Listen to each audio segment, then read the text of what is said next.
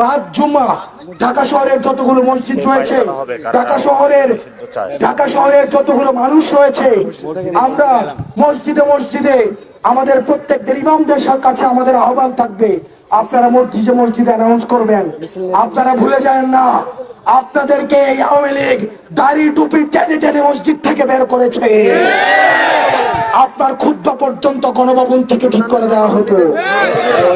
প্রিয় সহযোদ্ধা, অন্যান্য যে ধর্মাবলম্বী ভাইয়েরা রয়েছেন, আমরা বাংলাদেশপন্থী প্রত্যেকটা নাগরিক সবাইকে আমরা আহ্বান জানাবো। প্রিয় দেশবাসী, আজকে 5 জুম্মা আমরা এই যমুনার সামনে ফোয়ারাতে মঞ্চ তৈরি করা হচ্ছে।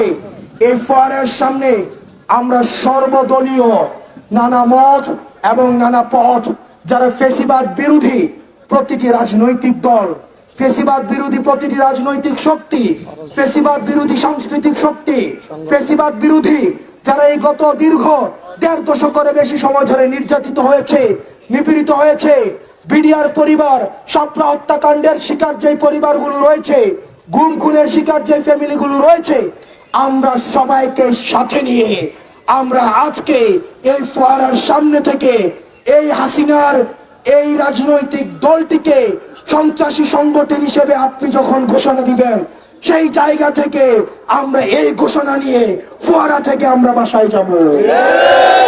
সেই পর্যন্ত সারা বাংলাদেশের জনগণকে আমরা বলবো, আপনারা নেমে আসুন। আপনারা জনতার কাতারে যেভাবে 5 আগস্টে নেমে এসেছিলেন, যেভাবে জুলাই নেমে এসেছিলেন, ঠিক সেভাবে নেমে আসুন। আমরা